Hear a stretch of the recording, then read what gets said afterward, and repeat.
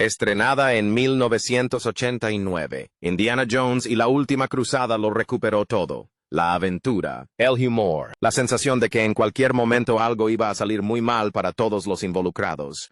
Dirigida, como era de esperar, por Steven Spielberg y producida por George Lucas. La película está protagonizada por Harrison Ford como Indiana Jones, arqueólogo, profesor y propenso a tomar malas decisiones, junto a Sean Connery como su padre, Henry Jones Sr., con Denholm Elliott, Alison Doody y John Rhys Davies completando el reparto.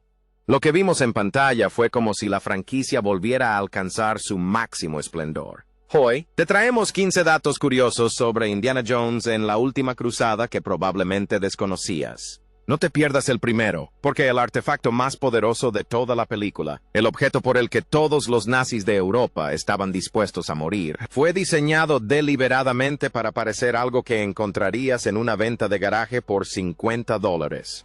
Sí, sinceramente icónico. Antes de empezar, dale a me gusta. Suscríbete y activa la campanita. Eso ayuda a que YouTube lo vea más gente que todavía considera el Fedora una opción de moda legítima. Una elección audaz. Muy bien, busquemos ese santo grial.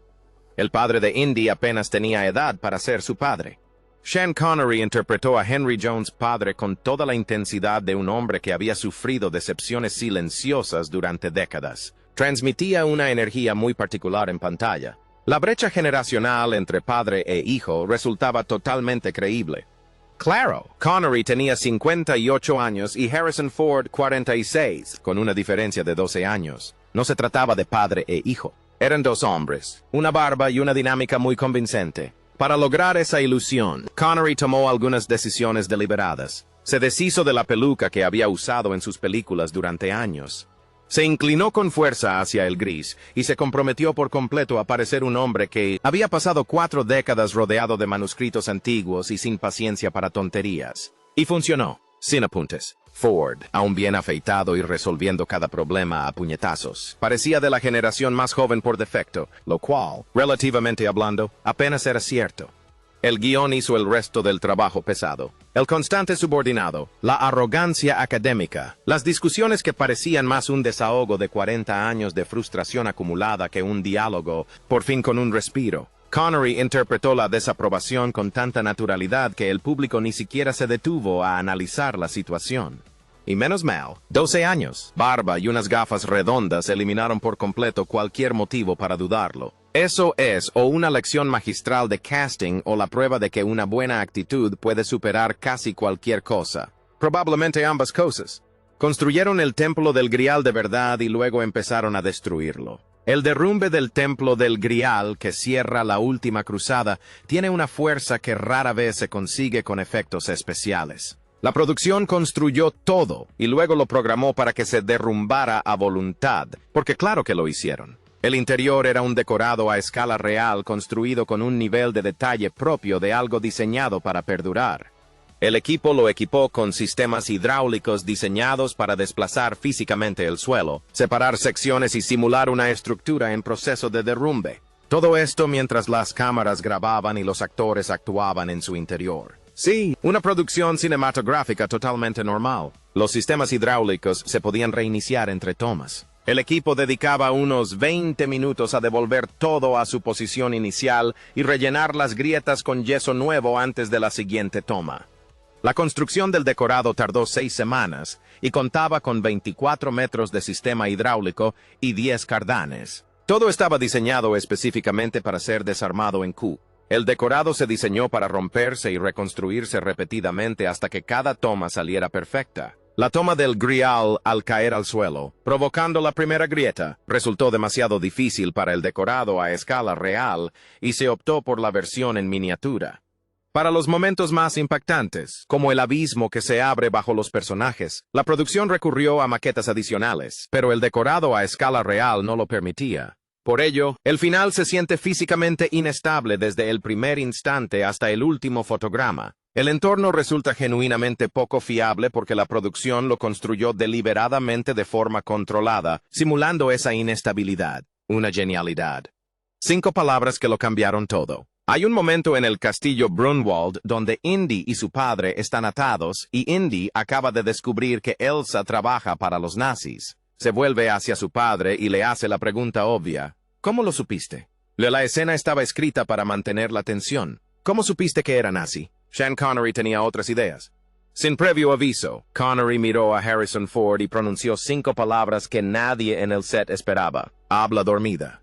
La insinuación cayó como una bomba. La reacción de sorpresa de Harrison Ford fue totalmente genuina, porque nadie le había dicho que Connery estaba a punto de revelar casualmente que Henry Jones, padre, también había sido amigo de Elsa. El equipo se desternillaba de risa. El reparto se desternillaba de risa. El rodaje se detuvo por completo porque era imposible seguir adelante. En el set, tuvieron que esperar a que pasara la risa antes de que alguien pudiera intentar mantener la compostura. Lo que lo hace aún más impactante es la complejidad de la situación. Es gracioso por sí solo. Es aún más gracioso cuando ves la reacción genuina de Ford. Y es aún más gracioso cuando te das cuenta de que el chiste trata específicamente de Indiana Jones, el arqueólogo trotamundos. Es un aventurero que derrota a los nazis y que se ve superado en el amor por su padre, un académico vestido de tweed. La elegante escena del Zeppelin se filmó sin pantalones. La secuencia del Zeppelin en La Última Cruzada es uno de los momentos más refinados de la película. Harrison Ford y Sean Connery estaban sentados uno frente al otro como auténticos caballeros, serenos, dignos y completamente sin pantalones. El plató estaba sofocante. Las luces del estudio a máxima potencia, los pesados trajes de época y una escena que pretendía simular un elegante crucero mientras todos los involucrados se asaban lentamente. Sean Connery evaluó la situación, tomó una rápida decisión y se quitó los pantalones. Harrison Ford entró, echó un vistazo a lo que Connery estaba haciendo debajo de la mesa y necesitó un momento. Al parecer, Connery expuso su caso con total sinceridad. La cámara nunca baja de la mesa. El público no ve nada y todos terminan la escena sin sufrir un golpe de calor. Ford lo pensó durante unos 5 segundos y llegó a la única conclusión lógica posible. Pantalones fuera. Justo. Ya sabes, compartir tus aventuras es una experiencia interesante. 2 de las mayores estrellas de cine del planeta, sentadas en sus camisetas, protagonizaron uno de los diálogos más memorables de toda la saga. Y nadie en el cine se dio cuenta. La escena luce impecable, pausada y sumamente profesional, porque eso es lo que caracteriza a una buena actuación. Y también porque el camarógrafo tenía instrucciones muy claras sobre dónde no debía apuntar. Construyeron un tanque de 28 toneladas desde cero. La persecución de tanques en el desierto en X-Men. La Última Cruzada hace que los efectos especiales modernos parezcan poco realistas. Parece real porque, en esencia, lo fue. La producción construyó el tanque desde cero. La base era una excavadora funcional, que el equipo transformó en una máquina de acero de 11 metros y 28 toneladas que podía moverse por el accidentado terreno desértico sin desintegrarse. Alguien observó maquinaria pesada de construcción y decidió que el siguiente paso lógico era hacerla parecer de la Segunda Guerra Mundial y luego hacer que los actores la usaran para pasear. Llevarla al set fue toda una odisea. El tanque tuvo que ser transportado entero en avión de carga hasta Alrilla y luego trasladado en un camión de plataforma baja. Una vez en funcionamiento, sufrió 2 averías durante el rodaje. La más notable fue cuando 2 válvulas de refrigeración explotaron debido a que la soldadura se fundió y se mezcló con el aceite, lo cual, para una bestia metálica de 28 toneladas construida a medida y empujada a través del calor y terrenos difíciles con algunos miembros del equipo a bordo, resulta casi sorprendente. La producción también construyó varias versiones. Un tanque a escala real para las secuencias de acción y una sección superior de aluminio más ligera para los primeros planos, de modo que los actores no actuaran junto a una estructura que pudiera presentar problemas, y una miniatura para la secuencia del acantilado al final. 3 construcciones distintas para un solo vehículo porque el compromiso por lograr la perfección no tenía límites. La secuencia final sigue siendo impactante décadas después precisamente porque la amenaza era real. Cuando India cuelga de ese vehículo, no hay trucos visuales que suavicen la tensión. El tanque era real, el desierto era real y las acrobacias fueron tan peligrosas como parecen. Un puente invisible engañó a todos. El salto de fe es una de las grandes ilusiones cinematográficas de toda la saga. Indiana Jones al borde de un cañón sin fondo. Nada bajo él más que aire y un destino adverso. Aún así, se lanza al vacío. Parece magia. En realidad, era poliestireno expandido. ILM construyó una maqueta de 2,7 metros de alto y 4 metros de ancho, con una pared rocosa tallada en poliestireno expandido, y luego encargó al artista Paul Hust que pintara el puente a mano, mirando directamente a través de la cámara de seguridad. Pintó con exactitud lo que veía debajo, reproduciendo cada sombra, cada textura y cada grieta en la pared del cañón. Desde esa posición específica de la cámara, el puente desaparecía por completo en el fondo. Bastaba con mover la cámara unos centímetros en cualquier dirección para que la ilusión se desvaneciera, convirtiéndose en un elemento de atrezo ridículamente visible, que no tenía cabida en una película de gran presupuesto. Todo el truco dependía de un único ángulo de cámara fijo, un punto óptimo.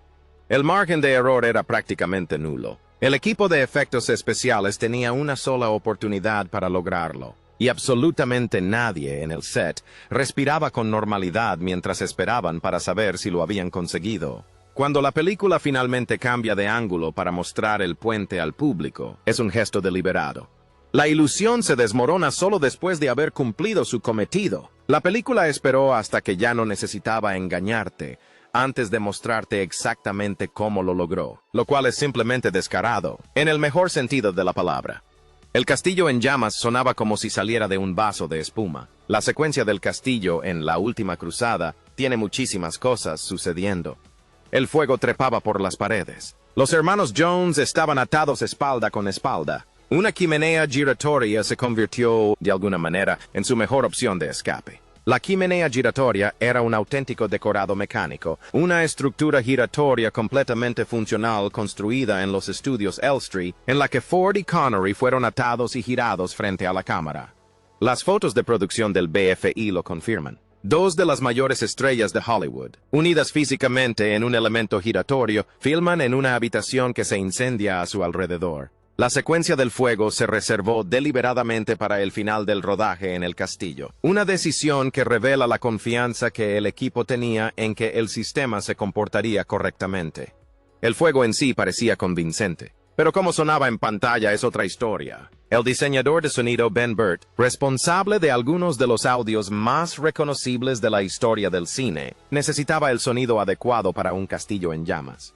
Su solución fue manipular digitalmente el ruido de un vaso de poliestireno. Eso es todo. El crepitar y el rugido del fuego que inunda la escena y transmite cada instante, de urgencia surgieron de alguien que modificó el sonido de un vaso de café de espuma. En 1988, la realización cinematográfica práctica se reducía básicamente a una competencia entre lo que se podía construir físicamente y lo que se podía simular creativamente. El incendio del castillo triunfó en ambos aspectos. La chimenea giratoria era completamente real y el sonido del fuego era totalmente inventado. Increíble. Harrison Ford prácticamente se contrató a sí mismo. Interpretar una versión más joven de un personaje ya conocido es una trampa de la que la mayoría de los actores no logran escapar fácilmente. River Phoenix no tuvo ese problema, y gran parte de la razón es que Harrison Ford lo recomendó personalmente. Ambos ya habían trabajado juntos en La Costa de los Mosquitos, donde interpretaron a padre e hijo. La recomendación de Ford a Spielberg no se basó en la actuación de Phoenix, sino en algo más específico. Ford le dijo directamente: "El tipo que más se parece a mí cuando tenía esa edad es un actor llamado River Phoenix". Spielberg conoció a Phoenix, aceptó y lo contrató. Lo que Phoenix hizo después es lo que realmente merece la pena mencionar. En lugar de limitarse a imitar a Ford, copiando su voz y sus expresiones, Phoenix lo había estudiado con atención entre tomas en La Costa de los Mosquitos. La postura, la actitud, la energía particular de un hombre que improvisaba en medio de una crisis, irradiando confianza. Entonces Spielberg le pidió a Ford que pasara una semana en el set dirigiendo personalmente a Phoenix. Quería asegurarse de que los movimientos salieran bien. Ford dijo que el resultado final es una de las transiciones de personaje más convincentes que la franquicia haya logrado. Ves la secuencia inicial y no te detienes ni un segundo a pensar, simplemente funciona. Un breve respiro si ya están listos para unirse a nuestra expedición. Denle like y suscríbanse. Tenemos mucho más caos detrás de cámaras para ustedes, y definitivamente no querrán perderse la próxima aventura. Ya que están aquí, activen la campanita y dejen en los comentarios su escena favorita de La Última Cruzada. Volvamos a la cuenta regresiva. Tenemos que regresar a Haight a tiempo. El problema de las ratas que nadie pidió. La secuencia de las catacumbas en La Última Cruzada no es sutil. Indy cae en el túnel e inmediatamente se ve rodeado por una alfombra de ratas que cubre toda la superficie. Se trataba de aproximadamente 5,000 ratas reales. La producción no podía simplemente capturar ratas salvajes. Las ratas callejeras suelen estar cargadas de enfermedades, no tienen ningún interés en seguir instrucciones y su actitud es problemática en un rodaje. Así que la producción optó por la alternativa más lógica, criarlas especialmente en condiciones controladas. Lucasfilm encargó 1,000 ratas para empezar. La cosa empeoró porque las ratas son muy buenas en una cosa en particular. Y para cuando llegó el momento del rodaje, la población se había quintuplicado. El equipo había contratado un problema de ratas y se encontró con 5 veces más ratas sin coste adicional. Verdaderamente espantoso. Las ratas también tomaron al menos una decisión de casting antes que Spielberg. A la actriz Amanda Redmond le ofrecieron originalmente el papel de Elsa Schneider, pero lo rechazó rotundamente. Su razón: una auténtica fobia a las ratas y la falta de interés en que le subieran por la cabeza durante el rodaje. Alice y Judy consiguieron el papel para las escenas del incendio. La producción sustituyó las escenas por 1,000 ratas mecánicas, y los sonidos no eran de ratas en absoluto. El equipo de sonido utilizó sonidos de gallinas acelerados porque, al parecer, las ratas reales son demasiado silenciosas para transmitir el nivel de terror adecuado. La escena final cuenta con 5,000 ratas vivas, 1,000 mecánicas y gallinas que realizan vocalizaciones reales. De alguna manera, sigue siendo una de las secuencias más impactantes de toda la franquicia. La escena de las aves fue más sorprendente de lo que parece. En La Última Cruzada, Henry Jones padre agita su paraguas a una bandada de gaviotas. Las aves se dispersan y se interponen en el camino de un avión nazi que se aproxima, y la situación se complica para los nazis de la mejor manera posible. Es rápida, ingeniosa, en pantalla, parece casi sin esfuerzo. Llegar hasta allí fue otra historia completamente distinta. Usar gaviotas de verdad era impensable. Las gaviotas simplemente no se pueden entrenar. Y, dejando eso de lado, lo demostraron de inmediato al negarse a volar en el primer intento. El equipo sustituyó las aves de utilería colocadas en el banco por un pequeño grupo de palomas ocultas bajo una sábana. Cuando llegó el momento, soltaron las palomas y lanzaron puñados de plumas blancas al aire simultáneamente. Desde la distancia adecuada y con una edición cuidadosa, lograron que la ilusión resultara bastante convincente. Para la colisión real con el avión, ILM manejó los primeros planos dejando caer cruces cubiertas de plumas directamente sobre la cámara.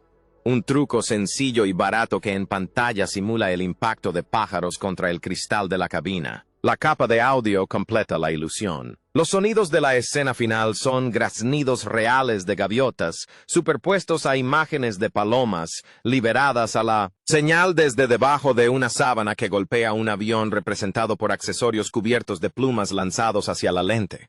Pájaros de utilería. Un puñado de palomas amaestradas, algunas plumas sueltas y audio prestado de gaviotas. Todo reunido en un gag de 4 segundos que la mayoría del público vio una vez y pasó a otra cosa sin pensarlo 2 veces. Detrás de las mejores frases había un genio anónimo. El diálogo de La Última Cruzada no se parece al típico de las películas de acción. Es demasiado complejo para eso. Los insultos están envueltos en una arrogancia intelectual, y cada argumento parece tener 30 años de historia sin resolver como base. Eso no es algo que surja de un simple borrador de guión. Ese es Tom Stoppard. Si su nombre suena como si perteneciera a otra conversación, pues bien, así es. Stoppard escribió Rosen, C.R. y Guildenstern han muerto. Ganó el Oscar por Shakespeare y el amor, y es considerado uno de los dramaturgos más importantes del siglo XX. Fue contratado a última hora para pulir el guión de La Última Cruzada, lo cual resultó ser un uso bastante generoso de la palabra pulir. Reescribió gran parte de los diálogos y lo hizo bajo el seudónimo de Barry Watson. Como su nombre real no aparecía en ningún crédito de la película terminada, Spielberg lo dejó claro más tarde. Tom es prácticamente responsable de cada línea de diálogo. Le pagaron $120,000 por su trabajo. Tras convertirse la película en la más taquillera de 1989, recibió una bonificación de $1 millón.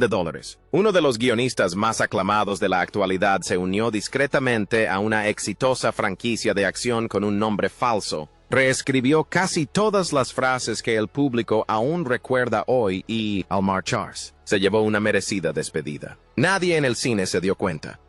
La última cruzada fue la gira de disculpas cinematográficas de Spielberg. Indiana Jones y el Templo Maldito fue a lugares oscuros. Hablamos de esclavitud infantil, sacrificios humanos y un villano que arranca con total naturalidad el corazón aún palpitante de un hombre como si fuera lo más normal del mundo.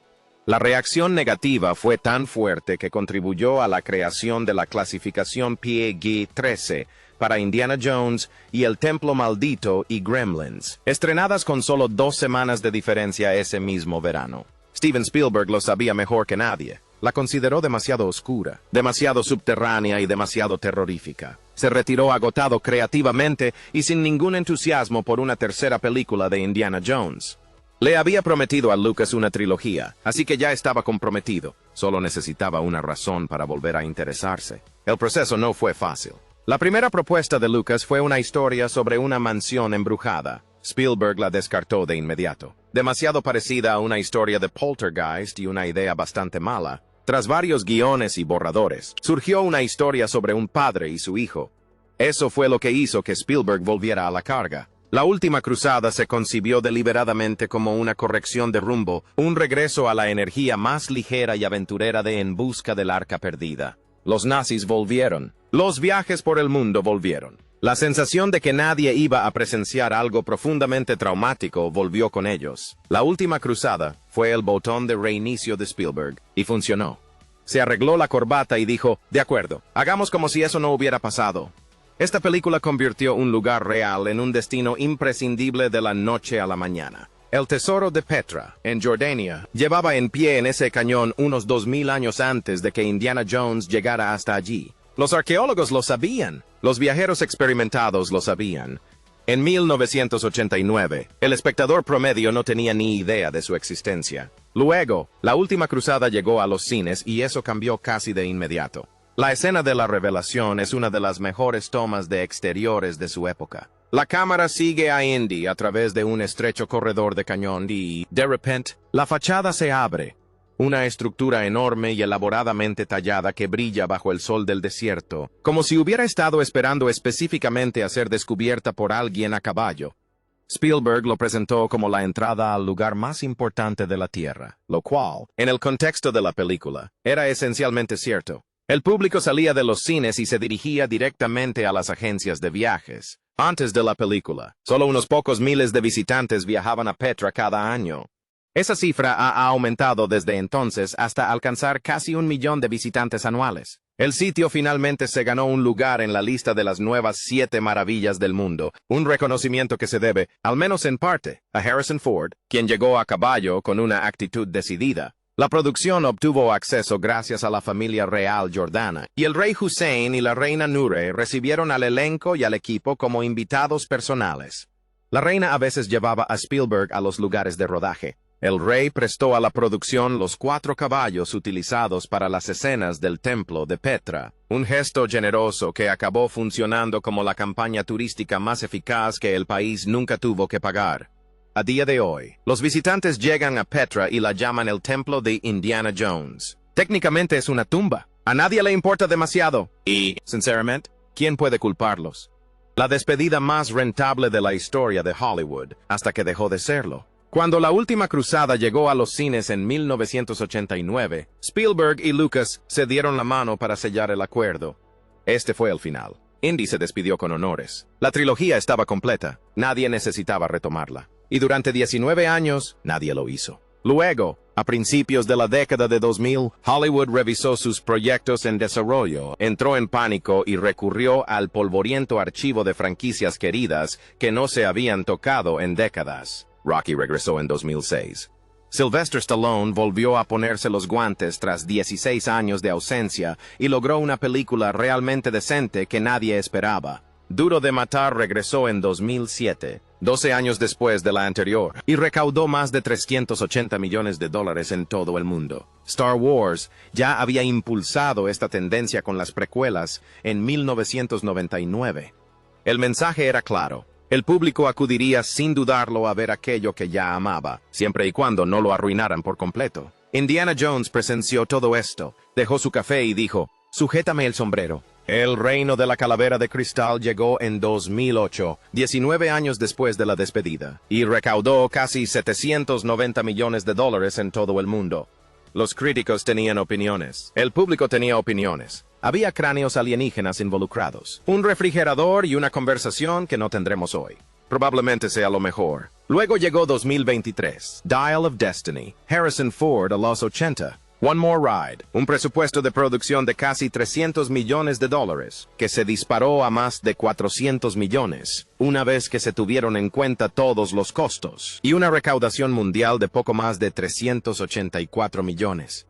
Las cifras no eran las que nadie esperaba, y el estudio lo sabía. La franquicia, que se dio por terminada definitivamente en 1989, regresó 2 veces, recaudó más de $1,000 millones con las 2 películas, y aún así logró que su segundo regreso pareciera un tema complicado para abordar en una reunión. Algunas despedidas son definitivas, otras no, y algunas terminan convirtiéndose en lecciones muy costosas sobre la diferencia. El Santo Grial fue diseñado para decepcionarte a propósito. El Santo Grial es el motor principal de la última cruzada. Cada persecución, cada nazi con portapapeles existe porque alguien quiere hacerse con este artefacto. La película dedica 2 horas a crear esa expectativa. El público está preparado para algo extraordinario. Es una taza de barro, desgastada, simple y completamente insignificante. Algo que pasaría desapercibido en una venta de bienes sin siquiera mirarlo. Eso fue completamente intencional. El diseñador de producción rodeó el verdadero Grial con todas las demás opciones imaginables. Chapado en oro, incrustado de joyas, tan ornamentado que haría sentir mal vestido a un pirata. El villano entra, examina la mesa y se dirige inmediatamente al candidato de aspecto más impresionante de la sala. Es el error más costoso de la película, y lo comete con total seguridad. Indy, basándose en todo lo que su padre le enseñó, ignora el espectáculo y se decanta por la única taza que parece pertenecer a alguien que no poseía nada más. Una taza de carpintero. El diseño es una trampa deliberada, construida sobre la premisa de que quienes persiguen el poder siempre optarán por lo que más se parezca al poder. La genialidad de esta elección radica en que también funciona con el público. Todos los instintos desarrollados al ver películas de aventuras dictan que el objeto importante debe anunciarse. En la última cruzada, el Grial está diseñado específicamente para defraudar esos instintos y luego convierte esa decepción en el eje central de la historia. El verdadero premio nunca iba a parecer un tesoro. Eso es lo que distingue a quienes lo encuentran de quienes no logran salir de la habitación. Bien jugado, y ahí lo tienen. 15 datos curiosos y sorprendentes sobre Indiana Jones en la última cruzada. La película que se suponía que sería el final, y que, en muchos sentidos, aún lo es. Indy se despidió en 1989, y nada de lo que vino después igualó lo que dejó atrás en aquel cañón. Suscríbete, comparte tu dato favorito abajo y compártelo con alguien que todavía se emociona demasiado cuando suena la música de John Williams. No juzgues. Hasta la próxima. Elige bien.